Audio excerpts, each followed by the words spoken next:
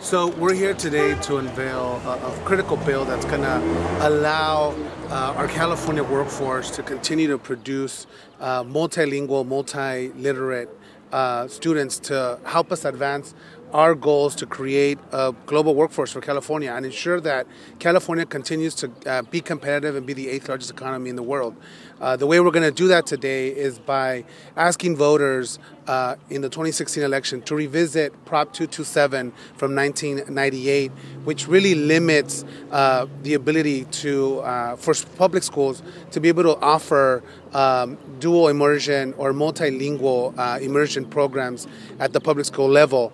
And so I think it's time for us to have this conversation again and revisit, given that the popularity of dual immersion programs continues to increase. And I think Californians know and value and understand the importance of having their students be multilingual, bilingual, and multiliterate, given that every science out there indicates that students are not only able to be better at school, they're able to be able to decipher more complex ideas, and they're able to be better students. And so I think you're here at a model school that continues to lead the way and lead the state in terms of these programs. And so I think it's time for us to revisit this, and I'm very confident the voters in California are going to be able to understand and hopefully repeal Prop 227 and allow us to continue to build a global workforce for California. Is this a bill you're going to get on the ballot by way of the legislature, or are you going to have to go out and gather signatures? So this bill, the way it's written, we do not need signatures. We need, however, the approval of the governor.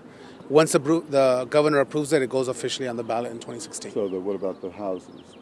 Just a majority, or do you... Yes, it is a simple majority bill, so we need a simple majority in both houses, and we're very confident we can obtain that in the legislature. And that's been introduced already? Or? Yes, the bill has been introduced, it's filed, and it's set for hearing on April 30th. Can you talk more about the barriers of Prop 227? Absolutely. Currently, under Prop 227, there's all these different triggers that really disincentivize parents to put their kids in these dual immersion programs. There's an annual waiver that the parents have to fill out, and then at that time they're given a bunch of different other options instead of these dual immersion programs, and so it really creates a disincentive. The other thing that we're repealing is the liability clause that holds teachers and schools liable if the student doesn't learn English. And so what we're doing is removing that, because that's also a barrier. And what we've also seen that the liability clause incentivizes these schools to become charter schools to be able to promote and create these dual immersion programs. And so it's really disincentivizing our public schools from doing this. And so we're removing those barriers and ensuring that we can continue to have these dynamic programs in the state. Even though attitudes have changed, I mean, this has the potential of getting into the whole immigration debate, which hasn't really calmed down. Well, not necessarily. This issue is not about bilingual education. This is not about immigrant students. This is about every California student, ensuring that every student here in California has an opportunity, if their parents choose to put them in a multilingual dual immersion program. I think parents understand now the importance of that, and so we're going to move, and that's why we've kind of framed this issue in terms of a multilingual, multiliteracy, multicultural effort that moves us away from bilingual education. Because, quite honestly, the bilingual education 10 years ago is not the same bilingual education we have now. Pedagogy has changed, and strategies have changed, and one of the key aspects of that is being able in the students' normative years to really inculcate various languages so they can master all the languages they're learning, not just one language, similar to what they're doing in Europe and Asia and throughout the world. Welcome to West Portal School. Thank you for all coming. I'm actually very excited about this. I heard about what this is about, and I came here 11 years ago, and one of the first things I was very impressed with was our two-way immersion program, our Cantonese immersion program, and the school has benefited as a whole from this program, not only because it introduces language to some of our students in our school, but also introduces them to a culture that many of them are when they come in here are not as familiar with.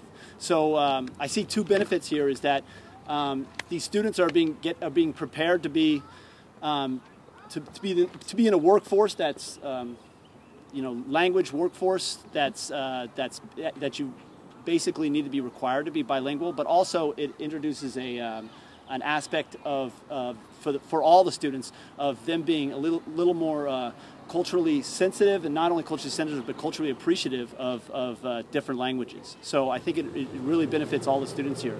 I have two students that have come here, and they're going to talk a little bit about their experience here, and their names are Chao Ying and Mona.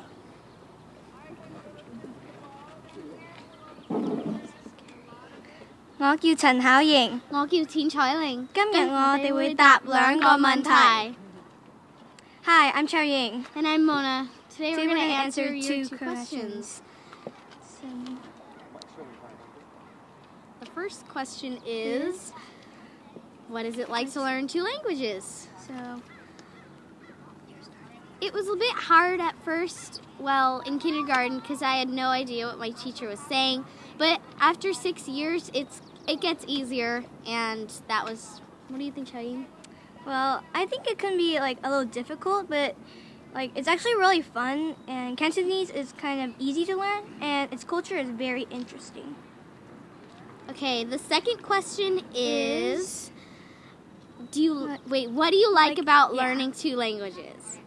Well, it's going to be useful in the future when I apply for jobs and colleges because, well, I want to be a scientist and Mona wants to be an astronomer. So it'll be like more, well, like more, let's say, I can't really explain the word right now, but I can't, it's really... Well, it'll be easier for you to get in. Yeah. What do you think, Mona? Well, I think... What was I going to say? I had it in mind. Oh, right. Okay. So it'll come in handy when I'm older, and it will look great on my college application. I think, like Chugging said, it'll probably get us into a good job, and it'll be real fun. Yeah. And if I can learn Spanish, I will know the 3 main languages of the world. Thanks for having us on. Go Panthers! 3, 4, 5, 6, 7, 8, 9, 10, 11, 12, 13, 14. Sorry, counting. All right, thank you, Mona and Chao Ying. And now I want to introduce you our wonderful superintendent, Richard Carranza. Great, thank you. Good job. Good job. Weren't the students wonderful? I mean, I think that's what it's all about. I'd like to say good morning to everyone, buenos dias, and Hosan. And I think that's part of why we're here today. A recognition, and we're very strongly in support. The Board of Education and myself as a superintendent in San Francisco Unified School District are very supportive of multilingualism, not for some, but for all. And we just finished a visioning process with our entire community, parents and teachers and administrators and community members. And part of our profile, our graduate in the year 2025, the kindergartner that starts kindergarten today will graduate in 2025. And one of the strongest components in our Vision 2025 is this notion that our graduates will graduate into a global world, a global economy, where they will be interacting on a daily basis, not just with the person next door, but with the person in the next continent. So multilingualism is so important, and we have made for over 4 decades a strong commitment in San Francisco to multilingualism. And it's more than just saying we want students to learn multiple languages for the sake of learning multiple languages, but we have data that shows that students that enter our dual immersion programs, that enter our multilingual programs, that over the trajectory of their career not only learn English as well, but in some cases even better than students that are only educated in an English-only classroom. We've worked very closely with Stanford University to do a longitudinal study, and we have the results to show that bilingualism and trilingualism is not a good idea. It's an effective teaching methodology. It's an effective way to impact student learning. So we're very committed to that. And I think it's only fitting that we stand here before West Portal Elementary School that for 30 years has been dedicated to a Chinese immersion program that has produced high-achieving students and great members of this community for over 30 years. So as a San Francisco School District, the Board of Education, and myself as a superintendent, we are extremely supportive of this bill. We hope that the good citizens of California will also see the benefits of a multilingual society. And it's very interesting. I had the opportunity last year to travel to China and meet with officials in China in 7 different cities in China. And in every single city, the one thing that they said to me was, we are so supportive of multilingualism in our schools, we want to be more like the United States. So I think this gives us an opportunity to codify what we've all said we really believe in is a global economy, opportunities for our children to be successful in a global economy, in a global world. And we're so happy to support this bill, but also the notion of multilingualism for all. So thank you all for being here. My name is Emily Murase. I'm Vice President of the San Francisco Board of Education. Minasama, ohayo gozaimasu. Good morning, everyone. Okay, so what do you call someone who speaks 3 languages? Trilingual. What do you call someone who speaks 2 languages? Bilingual. What do you call someone who speaks just 1 language? American. So I'm here to enthusiastically support the California Education for a Global Economy initiative, which is designed to counteract this very problem. I was raised in a Japanese bilingual household here in San Francisco. My brother and sister were the first students in the district's signature Japanese bilingual bicultural program, which was started in 1973 by a group of Japanese Americans' parents who wanted the public schools to teach a language that they did not have the opportunity to learn because of the World War II incarceration of Japanese Americans. So my own 2 daughters are graduates of the Japanese Bilingual Bicultural Program at Rosa Parks Elementary School, which is thriving with Asian, African American, Latino, Middle Eastern, and white students. So many of you know that in 1974, a class action suit by monolingual Chinese students here in San Francisco led to the landmark Lau versus Nichols Supreme Court case that established a constitutional right for English learners to an equal education. In 2006, our school board adopted a historic multilingual education resolution with the goal of providing every student with the opportunity to learn another language. In 2010, the school board established the Seal of Biliteracy for graduates who demonstrate proficiency in a second language, and already almost 2,000 students have earned this distinction. So really, I'm here to support this initiative.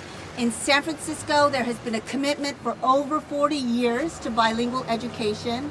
We are very proud to offer bilingual, immersion, biliteracy, and language programs in a very long list: Cantonese, Mandarin, Japanese, Korean, Tagalog, and Spanish at the elementary and middle school levels, with the addition of French, Hebrew, and Italian at the high school level. So San Francisco is a model for global education, and with the leadership of the Senator and your help, we can spread it statewide. Thank you very much.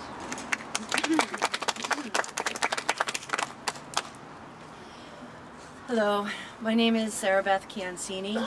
My children go to Alice Feng Yu Alternative School. It's a Chinese immersion school. It grew out of the West Portal program years ago, and the entire school is an immersion school. So what you have is a school where the culture of the school is based in bilingualism. I've seen firsthand the benefits that bilingual education has brought to both of my children. My daughter is in 2nd grade. My son is in 7th grade. My daughter in 2nd grade has already demonstrated understanding of grammar distinctions that she has not been explicitly taught as like noun, adverb, verb, but because she's learning Chinese, she's understanding the difference between how you can say things in English and how you can say things in Chinese, and that grammar exists. And my son, who's in 7th grade, we live in a neighborhood in Bayview Hunters Point where, in addition to being a black neighborhood, it's also a neighborhood of a lot of Chinese immigrants who are speaking Cantonese. And my son is invited to dinner at people's houses where the parents and the grandparents are English language learners, and I think he never would have had that opportunity if he didn't speak Cantonese. So I envision him in the future as having opportunities to meet people, to make business transactions with people, to just get into jobs or social situations with people who are coming from a different language than him. And he's seeing again that there's a multiple way of talking about things, understanding things, experiencing the world.